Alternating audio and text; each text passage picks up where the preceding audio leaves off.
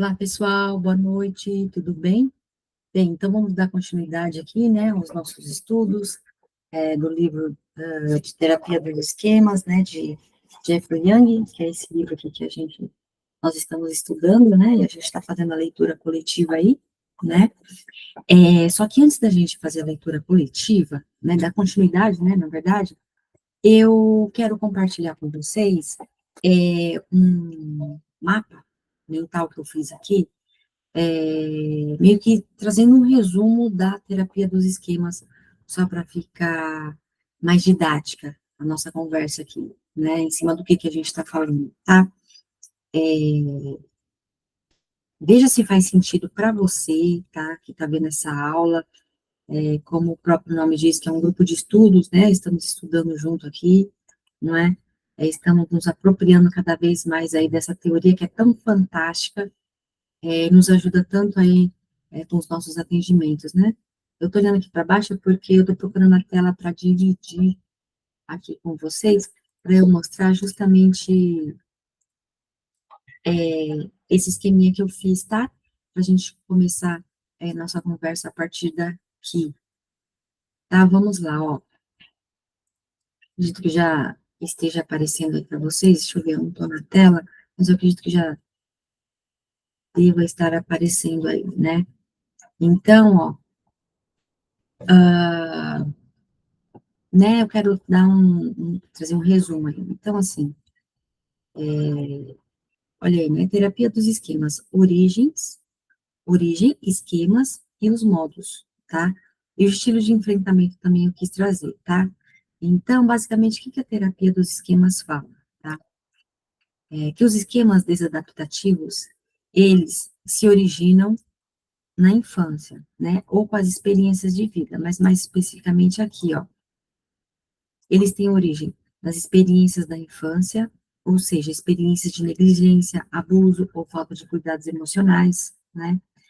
Nos modelos dos estilos parentais, olha aí, ó, pais controladores, negligentes, críticos ou superprotetores, né? Nos relacionamentos com os pares, no caso, se houve rejeição, bullying ou exclusão social, e, por fim, também vem de eventos traumáticos, né? No caso aí, ó, perdas significativas, traumas emocionais ou físicos, tá? É daqui que os esquemas desadaptativos se originam, né? E quais as necessidades básicas que não foram atendidas para dar origem aos domínios, né? Que aqui mais embaixo que eu coloquei, tá? Então, assim, ó, quando a necessidade de segurança não for atendida, de conexão e aceitação, autonomia e dependência, limites realistas e autoexpressão e espontaneidade, tá? Essas são as necessidades básicas que não foram atendidas, né? Que precisam ser atendidas, no caso, né? Para pessoas na vida adulta se desenvolver um indivíduo autônomo, né, independente, e, consequentemente, se tornar um adulto saudável e lidar muito bem com a sua criança feliz, né. Então, quando essas necessidades não são atendidas, vai dar origem a domínios e, consequentemente, aos esquemas desadaptativos, né. Mas aqui abaixo, ó, eu fui colocando, ó, esse terceiro item, domínios correspondentes às necessidades, ó, que não foram atendidas. Então, olha só, quando a necessidade de segurança não é atendida, vai dar origem ao domínio chamado desconexão e rejeição, né? Quando a necessidade também de conexão e aceitação não é atendida, também vai dar origem ao mesmo domínio, ó, tá? De autonomia e desempenho, quando não é atendida, vai dar origem ao domínio autonomia e desempenho prejudicados.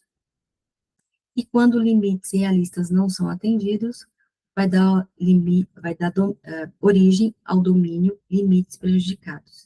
E, por fim, quando a necessidade de autoexpressão e espontaneidade não é atendida, vai dar origem ao domínio foco nos outros, tá?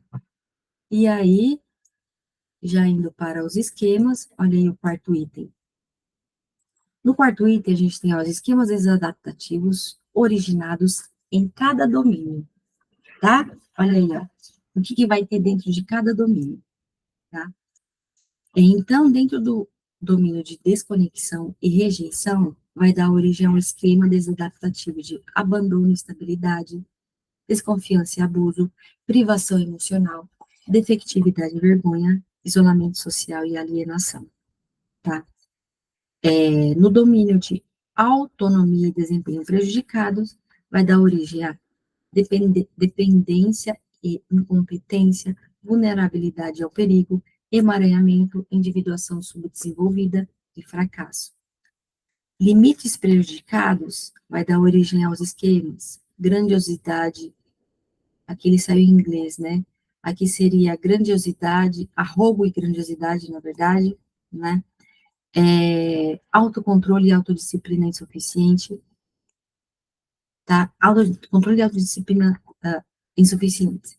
E, por fim, no domínio de foco nos outros, vai dar origem aos esquemas, subjugação, autossacrifício, busca de aprovação e reconhecimento, tá? Então, esse esqueminha que eu quis compartilhar aí com vocês, para ficar mais didático, tá? E continuando aqui, eu só voltei na tela para ver se não expirou, né? Porque se a gente não fica na tela, acaba parando a gravação. Então, ó, já caminhando para o final, ó, quinto item. Quais são os estilos de enfrentamento que podem existir quando um esquema desadaptativo é ativado, né?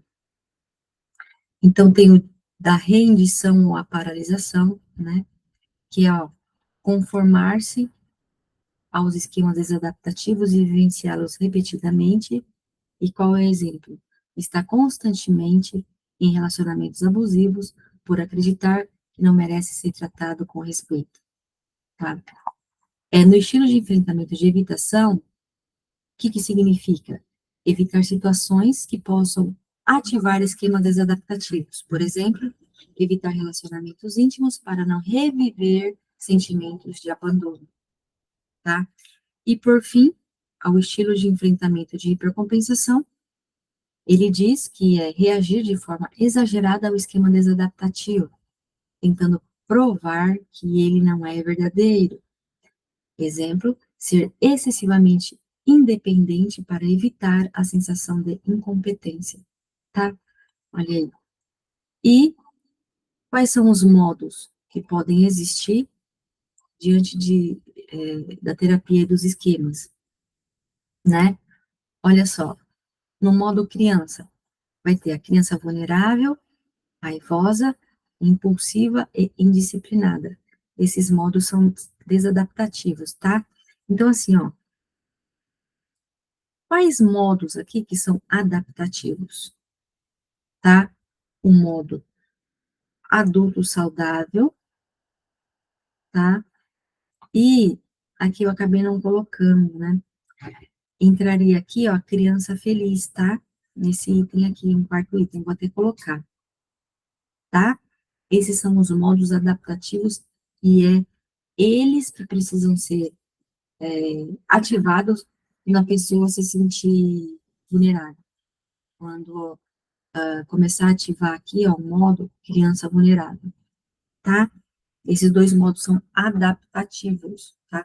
O modo criança feliz e o modo adulto saudável. Os outros modos que estão aí são os modos desadaptativos quando ativam os esquemas aí, né?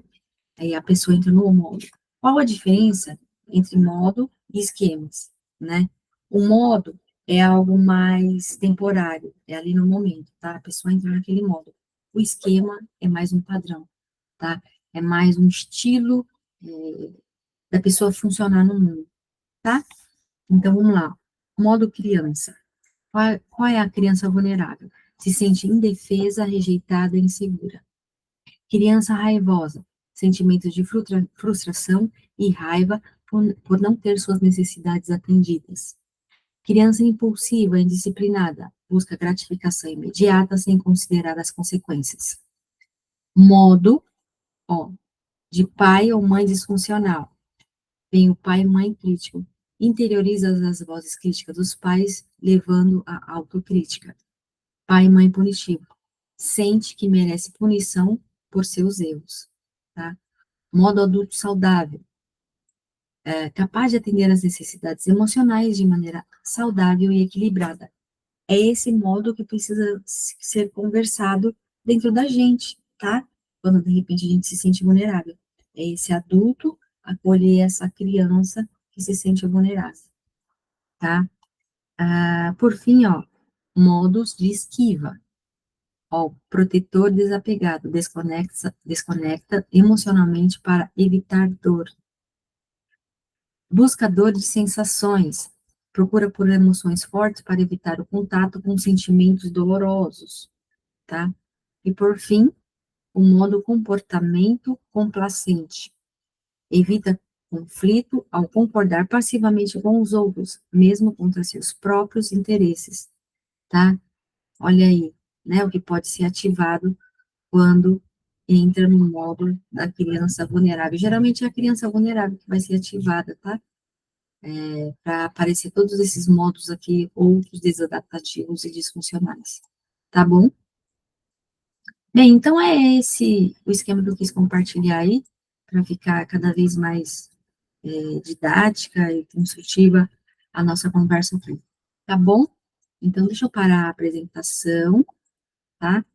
Que a gente vai, então, dar continuidade à nossa leitura coletiva aí do capítulo 1, né? Tomar um golinho aqui de água. E aí a gente vai dar continuidade na página 27, tá?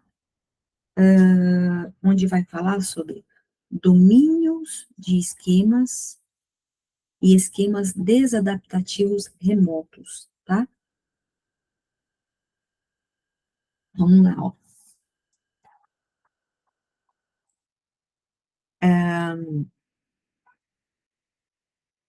Em nosso modelo, os 18 esquemas estão agrupados em 5 categorias amplas de necessidades emocionais não satisfeitas, a que chamamos domínios de esquemas. Faremos uma revisão do suporte empírico desses 18 esquemas em momento posterior deste capítulo. Nesta sessão, aprofundamos a discussão sobre os 5 domínios e listamos os esquemas que os mesmos contêm. No quadro 1.1, os 5 domínios de esquemas estão centralizados em itálico, sem números, por exemplo, desconexão e rejeição. Os 18 esquemas estão alinhados à esquerda e enumerados, por exemplo, abandono e estabilidade. Então, ó, para eu não me estender muito, tá? Eu sugiro que você acompanhe esse quadro 1.1, que está na página 28 e 29, né? Que ali ele está bem dividido por domínio, e dentro de cada domínio, foi colocando os esquemas, que é mais ou menos o quadro que eu mostrei aí anteriormente, tá? O mapa, tá? Tem mais ou menos a ver com esse quadro aqui, que tá nessa página 28 e 29, tá? Então, vamos lá. Domínio 1, desconexão e rejeição. Pacientes aliás, tá? Só para a gente se organizar aqui, a gente vai falar até o domínio 3, tá? Para a gente não se estender muito aí no nosso encontro e a aula não ficar muito extensa, tá bom? Então, vamos lá. Domínio 1, desconexão e rejeição. Pacientes com esquema nesse domínio são incapazes de formar vínculos seguros e satisfatórios com outras pessoas. Acreditam que suas necessidades de estabilidade, segurança, cuidado, amor e pertencimento não serão atendidas. As famílias de origem costumam apresentar instabilidade, abandono e instabilidade, abuso, desconexão e abuso, frieza, privação emocional e rejeição, defectividade e vergonha, ou isolamento do mundo exterior, que é isolamento social / alienação. Pacientes com esquema no domínio de desconexão e rejeição, especialmente os 4 primeiros esquemas, costumam sofrer os maiores danos. Muitos tiveram infâncias traumáticas e, como adultos, tendem a passar diferentemente de um relacionamento autodestrutivo a outro, ou evitar por completo os relacionamentos íntimos.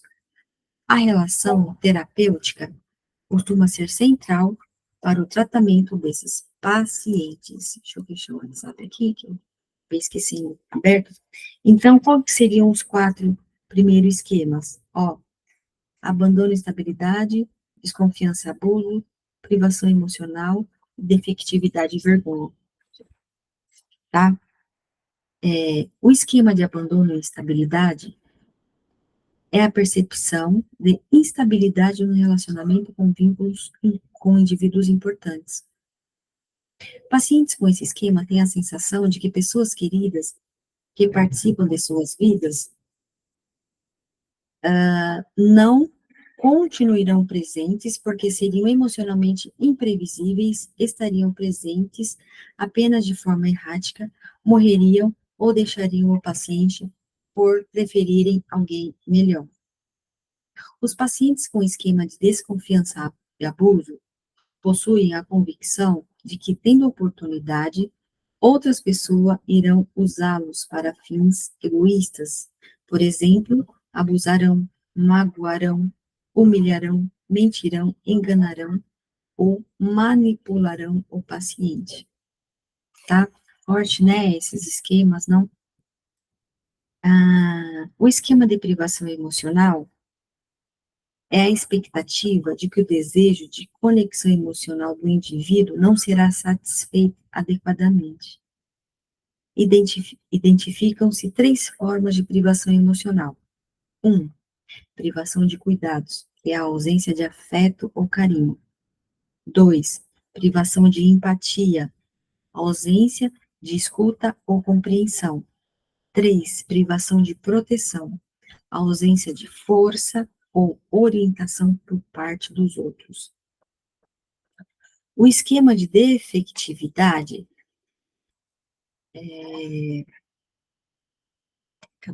defectividade e vergonha, consiste no sentimento de que se é falho, ruim, inferior ou imprestável, e de que não se seria digno de receber amor de outros caso exposto. Olá, Elvira, boa noite, tudo bem? Você levantou a mão, Elvira, fica à vontade, viu?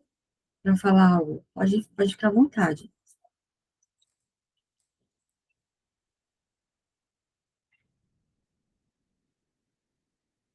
Ou não? Não. Tá. Então, vamos continuar. Bacana ouvir a sua presença, tá? Se ficar ter dúvida, pode colocar aqui no chat ao lado, que, né, eu estou olhando por aqui. Vamos lá. O esquema, via de regra, envolve uma sensação de vergonha com relação aos próprios defeitos percebidos. As falhas podem ser privadas, por exemplo, egoísmo, impulsos agressivos, desejos sexuais inaceitáveis ou públicas, como aparência não atraente e inadequação social. O esquema de isolamento social, alienação, consiste no sentimento de ser diferente ou de não se adequar ao mundo social mais amplo, fora da família. Geralmente, os pacientes com esse esquema não se sentem pertencentes a qualquer grupo ou comunidade, tá? Bem, finalizamos o domínio 1. Agora vamos para o domínio 2, que fala sobre autonomia e desempenho prejudicados. Autonomia é a capacidade de separar-se da própria família e funcionar de forma independente no nível de pessoas da mesma idade. Os pacientes com esquemas nesse domínio têm expectativas sobre si próprios e sobre o mundo que interferem em sua capacidade de se diferenciar das figuras paternas ou maternas e funcionar de forma independente. Quando crianças, na maioria dos casos, os pais lhes satisfaziam todas as vontades e os superprotegiam, ou, no extremo oposto, muito mais raro, quase nunca os cuidavam, nem se responsabilizavam por eles. Ambos os extremos levam a problemas na esfera da autonomia. Com frequência, os pais solaparam sua autoconfiança e não reforçaram os filhos para que tivessem um desempenho competente fora de casa. Como resultado, tais crianças, quando adultas, tornam-se incapazes de moldar suas próprias identidades e criar suas próprias vidas, nem de estabelecer objetivos pessoais e dominar as habilidades necessárias. Com relação à competência, permanecem crianças durante boa parte de suas vidas adultas. Olha só isso, hein? Vou até grifar aqui forte, não? Quando essa necessidade não é atendida, né? Depositar, vamos dizer assim, confiança, né, na criança. Cresce um adulto infantilizado, digamos assim, né? Os pais, com esquema de dependência e incompetência, sentem-se incapazes de dar conta das responsabilidades cotidianas sem ajuda substancial de terceiros. Por exemplo, sentem-se incapazes de gerenciar dinheiro, resolver problemas práticos, usar o discernimento, assumir novas tarefas ou tomar decisões acertadas. O esquema costuma apresentar-se como passividade ou impotência generalizadas. A vulnerabilidade ao dano ou à doença é o medo exagerado de que uma catástrofe acontecerá a qualquer momento e de que não será capaz de enfrentá-la. O medo concentra-se nos seguintes tipos de catástrofes. Bem, 3 catástrofes aqui, olha só. 1, saúde, por exemplo, ataques do coração, doenças como AIDS. 2, emocional, por exemplo, enlouquecer, perder o controle. 3, externo, por exemplo, acidentes, crimes, catástrofes naturais.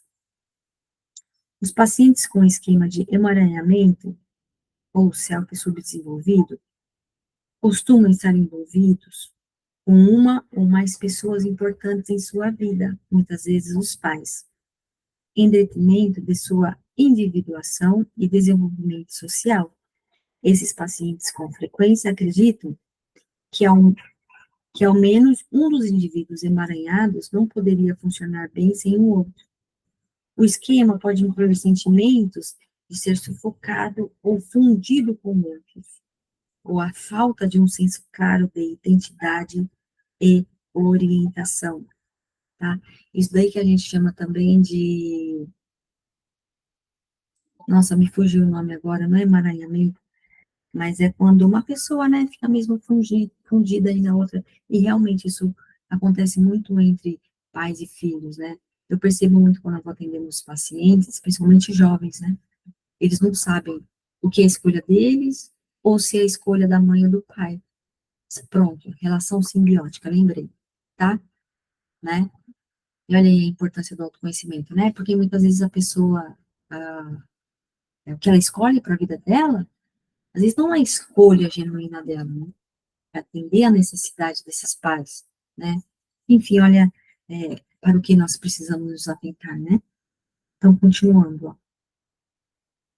O esquema de fracasso é a crença no fracasso inevitável em áreas de atividade, como estudos, esportes, trabalho, e na própria inadequação em termos das realizações dessas atividades, em comparação com outras pessoas que as realizam. O esquema, via de regra, envolve crenças de ser pouco inteligente, inepto, sem talento e mal-sucedido, tá? Então, até aqui a gente está falando do domínio 2. Agora a gente vai entrar no domínio 3, que fala limites prejudicados. Os pacientes com esquemas neste domínio não desenvolveram limites internos adequados em relação à reciprocidade ou autodisciplina e podem ter dificuldade de respeitar os direitos de terceiros, cooperar, manter compromissos ou cumprir objetivos de longo prazo. Tais pacientes muitas vezes são egoístas, mimados, irresponsáveis ou narcisistas. Na maioria dos casos, cresceram em famílias exageradamente permissivas ou indulgentes. O arrobo pode, às vezes, construir-se em uma forma de hipercompensação de outros esquemas, como privação emocional.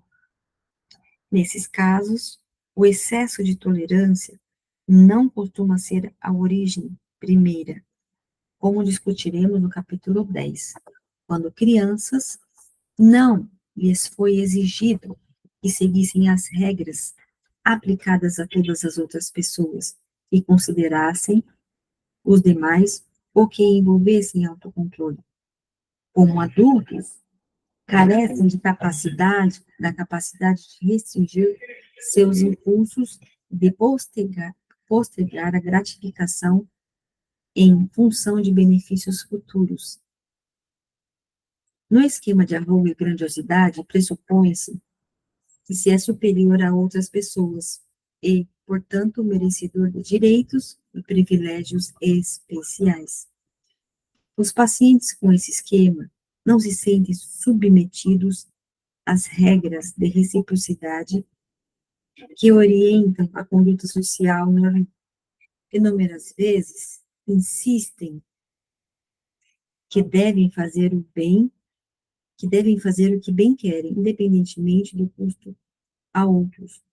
Mantém um foco exagerado na superioridade. Por exemplo, estar entre os mais bem-sucedidos, famosos, ricos, para adquirir poder. Esses pacientes costumam ser demasiado exigentes ou dominadores e carecer de empatia. Pacientes com esquema de autocontrole e autodisciplina insuficientes não conseguem ou não querem exercer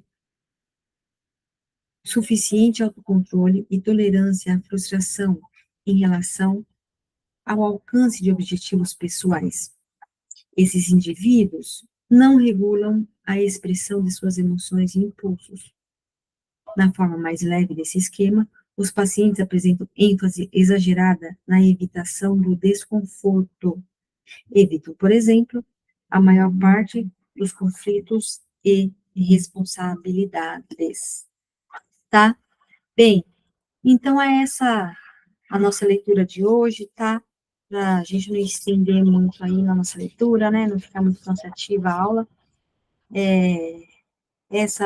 Esse estudo que a gente quis trazer aí hoje, né? Essa reflexão, tá bom?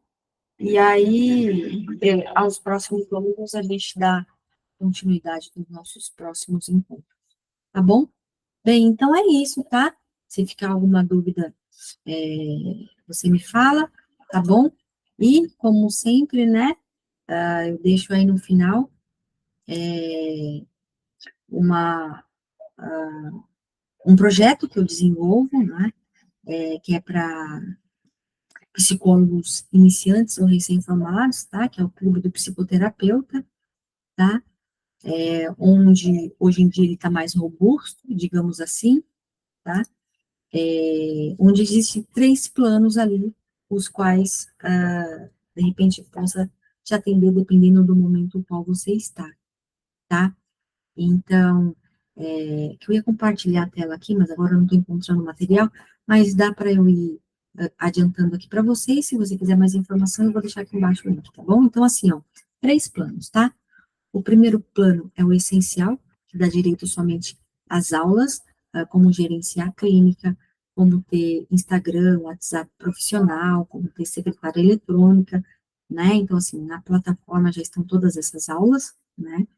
E esse plano dá direito somente a assistir às aulas.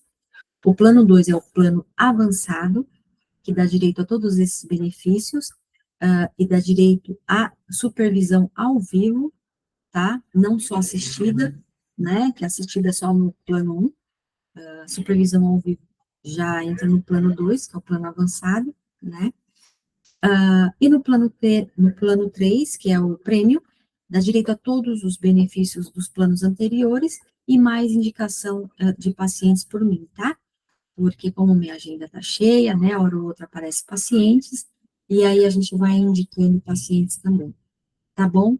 Então é isso, eu vou deixar o link aí embaixo, se você tiver interesse, é só entrar aí na plataforma, tá? Ou pode deixar um comentário aí também, se você tiver dúvidas, ou se você tiver no grupo do WhatsApp, é só me chamar por lá também, tá bom? Então é isso, uma boa aula para você, bons estudos, e até a próxima aula. Um beijo, até mais, tchau, tchau.